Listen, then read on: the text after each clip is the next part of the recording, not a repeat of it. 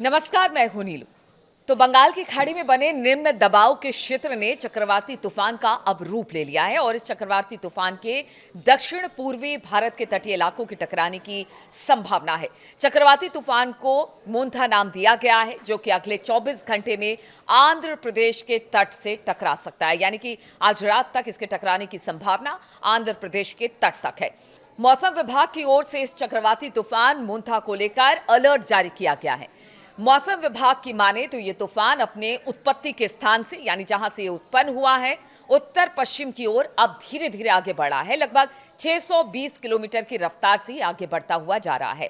पश्चिम में चेन्नई से 780 किलोमीटर, दक्षिण पूर्वी में विशाखापत्तनम से 830 किलोमीटर दक्षिण पूर्व में है।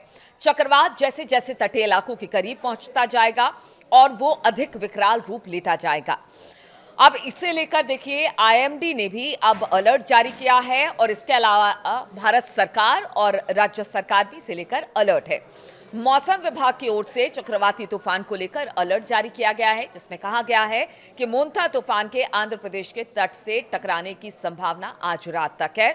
वहीं इसका असर उस इलाके में कई राज्यों में देखा जा सकता है। चक्रवाती तूफान के कारण आंध्र प्रदेश, तेलंगाना, ओडिशा, छत्तीसगढ़, तमिलनाडु में 27 से 30 अक्टूबर तक भारी बारिश होने की संभावना जताई जा रही है।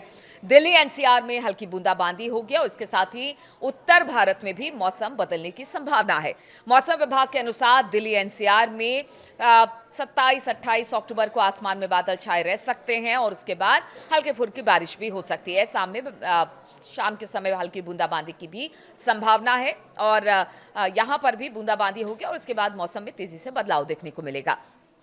एनसीआर में अब इसी बारिश के बाद जिस तरह से मौसम में तेजी से बदलाव हो रहा है और मोंथा का देखने को मिल रहा है कि कई ऐसे इलाके हैं जिसका असर पड़ेगा, इसके बाद दिल्ली एनसीआर में भी ठंड अब बढ़ने धीरे धीरे यहाँ से लगने वाली है।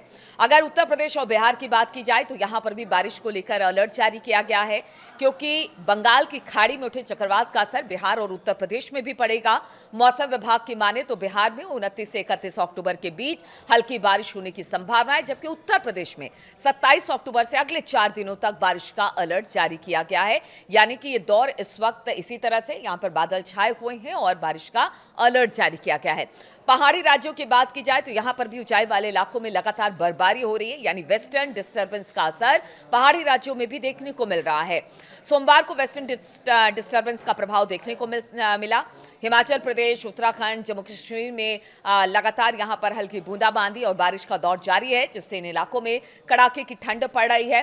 और अगर बात की जाए मोंथा की, जिस तरह से पहले आंध्र प्रदेश, फिर इसका असर पूरे साउथ इंडिया में और उसके उड़ीसा में भी देखने को मिलेगा। बिहार, झारखंड में भी बारिश होने की संभावना है। इसको लेकर आज रात जब ये आंध्र प्रदेश के तट से टकराएगा, उस समय इसकी रफ्तार करीब करीब 90 से 100 किलोमीटर बताई जा रही है। जिस वक्त हिट करेगा उस वक्त चिंता की बात यह है कि जबरदस्त तबाही अपने साथ लेकर आ सकता है। इसलिए जेपी नड्डा यानी कि स्वास्थ्य मंत्री ने यह कहा है कि देखिए, वहां पर जितने जो स्वास्थ्य विभाग है वो पूरी तरह से अलर्ट रहे। सभी राज्यों में ये अलर्ट जारी कर दिया गया है, मौसम विभाग की तरफ से भी और भारत सरकार की तरफ से भी। जो राज्य सरकार है उन्होंने भी जो तटीय इलाके हैं उसको खाली कर दिया है और कम से कम इससे नुकसान हो इस तूफान से, इसको लेकर पूरी तैयारी कर ली गई है। अब जब आज रात को आंध्र प्रदेश के तट से ये तूफान टकराएगा, उसके बाद क्या स्थिति होगी वो भी लगातार हम आपको अपडेट देते रहेंगे। लेकिन फिलहाल अभी जो मोंथा तूफान है वो चिंता का विषय बना हुआ है भारत सरकार, राज्य सरकार के लिए। जहां जहां जिन जिन राज्यों में ये हिट करेगा, इसलिए तैयारी से लेकर मुकम्मल कर ली गई है।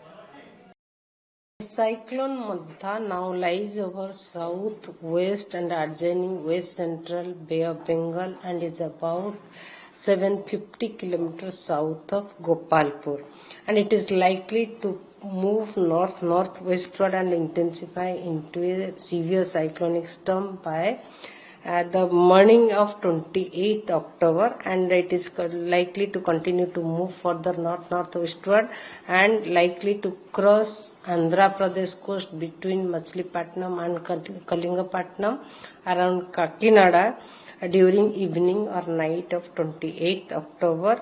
While crossing the cyclonic storm, it will have the intensity of severe cyclonic storm, having wind speed 90 to 100 km per hour, gusting to 110 km/h, due to which Odisha state is likely to experience heavy rainfall activity during next 2 to 3 days or 3 to 4 days.